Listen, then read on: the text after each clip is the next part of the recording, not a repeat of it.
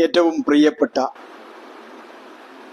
എൻ്റെ സ്നേഹ സഹോദരങ്ങളെ, ഞാൻ ഇന്ന് നിങ്ങളുടെ മുമ്പിൽ ചില കാര്യങ്ങൾ പറയാൻ വേണ്ടിയാണ് വന്നിരിക്കുന്നത്. ഇപ്പൊ കഴിഞ്ഞ ദിവസം വന്ദേ ഭാരത് ട്രെയിനിൽ ഒരു സ്കൂളിലെ ചില കുട്ടികൾ അവരൊരു ഗാനം ആലപിച്ചു. ആ ഗാനം ആലപിച്ച് ഇന്ത്യൻ റെയിൽവേ അത് അവരുടെ പേജിൽ അപ്ലോഡ് ചെയ്തു. അത് അപ്ലോഡ് ചെയ്തത് വൈറലായപ്പോ മലയാളികളായ നമ്മൾ കുറെ ആളുകൾ വലിയ പ്രശ്നങ്ങളാവുകയാണ്, വലിയ വിവാദമാക്കുകയാണ്. ഉത്തരവാദിത്തപ്പെട്ട ആളുകൾ പറയാണ്, അത് ഏത് സ്കൂളാണെന്ന് ഞങ്ങൾ അന്വേഷിക്കുന്നുണ്ട്, അത് അന്വേഷിച്ച് കണ്ടെത്തി ആ സ്കൂളിന്റെ NOC റദ്ദ് ചെയ്ത് കളയും, അങ്ങനെ ചെയ്യും, ഇങ്ങനെ ചെയ്യും. പലരും പലതും പറയാ. സോഷ്യൽ മീഡിയകളിൽ വളരെ വ്യാപകമായ രീതിയിൽ ആളുകൾ അതേക്കുറിച്ച് എതിർത്ത് സംസാരിക്കുന്നു. വലിയൊരു വിഭാഗം അനുകൂലിച്ച് സംസാരിക്കുന്നു. അതിനേക്കാൾ വലിയൊരു വിഭാഗം ഇപ്പുറത്ത് എതിർക്കുന്നു. എന്തിനാണിത്? ഇതിന്റെ ആവശ്യം എന്താണ്? നമ്മൾ പരിശോധിക്കേണ്ടതില്ലേ? ഒരു ഗാനം ആലപിക്കുമ്പോഴേക്ക് നമ്മുടെ നാട് അസ്ഥിരപ്പെട്ടു പോകുമോ? എന്നിട്ട് പറയാണ് അത് അങ്ങനെയാണ്, ഇങ്ങനെയാണ്.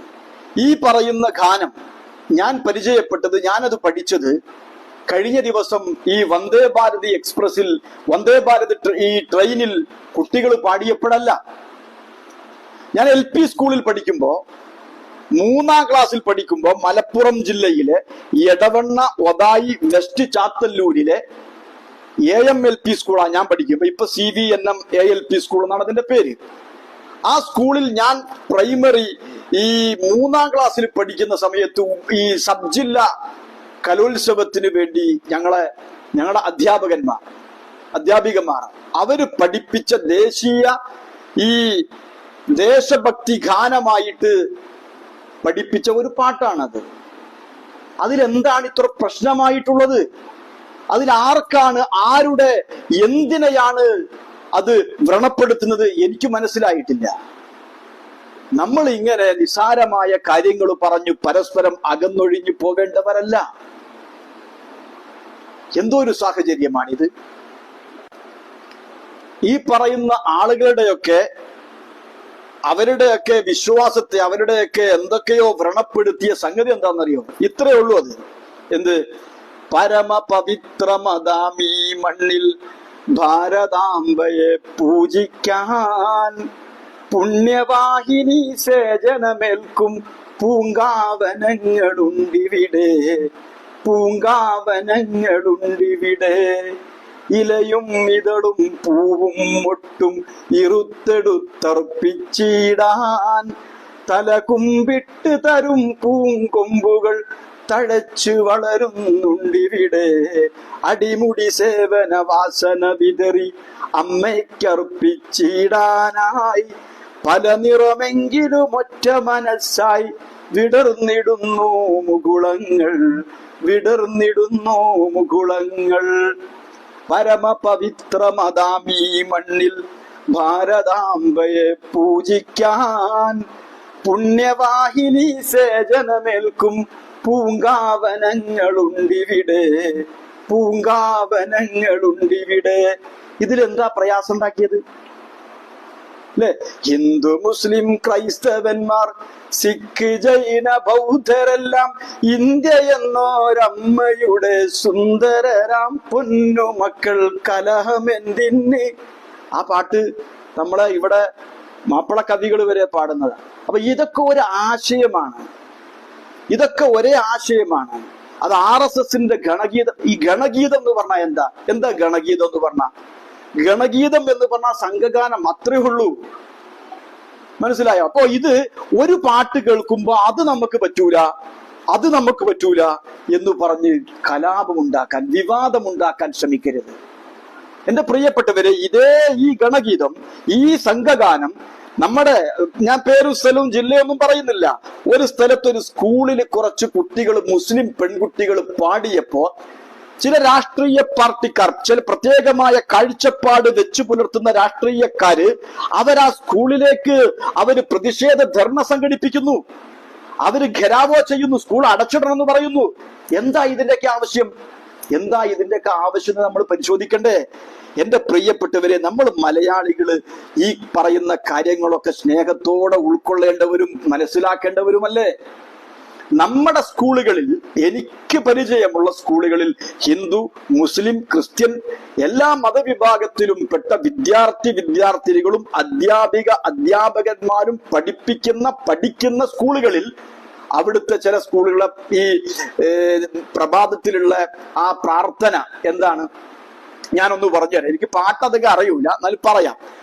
പാരം ദയാലുവായി ദാക്ഷിണ്യശാലിയായി വാഴുന്നോരീശ്വരൻ തിരുനാമത്തിൽ നിഖില ലോകങ്ങൾക്കുമേകരക്ഷകനാകും അഖിലേശ്വരനല്ലയോ സകല സ്തുതിയും, അഖിലേശ്വരനല്ലയോ സകല സ്തുതിയും.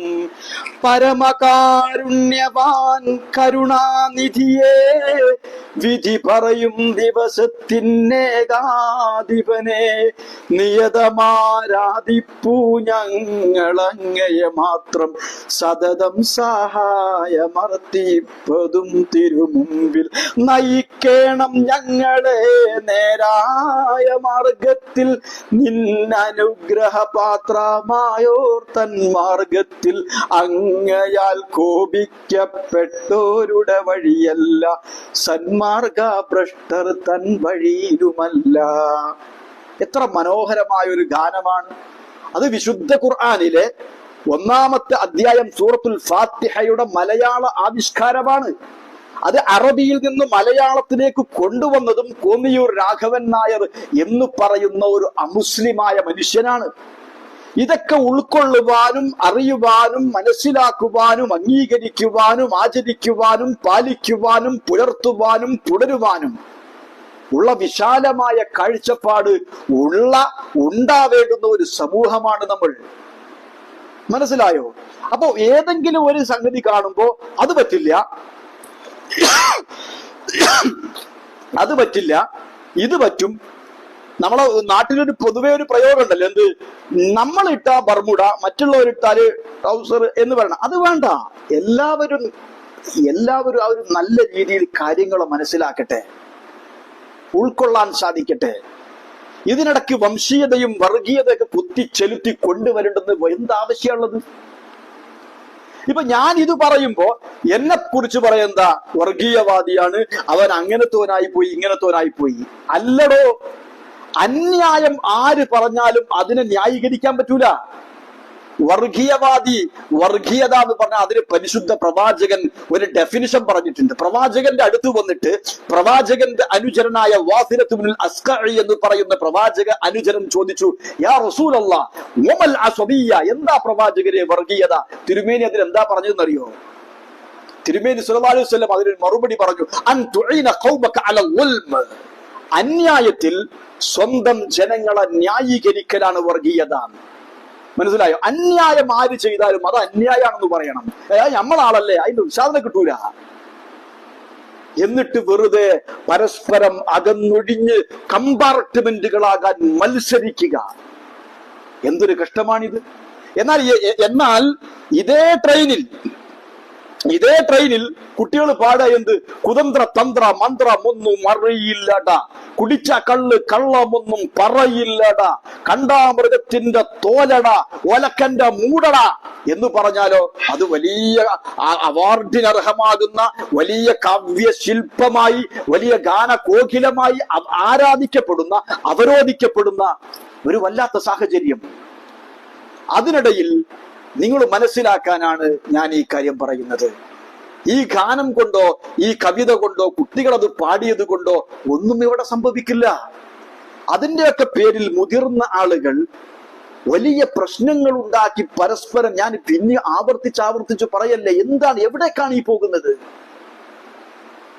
പരസ്പരം ഇതൊക്കെ മനസ്സിലാക്കി നല്ല രീതിയിൽ മുന്നോട്ട് പോവാൻ നമുക്കേവർക്കും സാധിക്കട്ടെ എന്ന് പ്രാർത്ഥിച്ചുകൊണ്ട് ഞാൻ എൻ്റെ വാക്കുകൾക്ക് വിരാമം കുറിക്കുന്നു. ജയ് ഹിന്ദ്.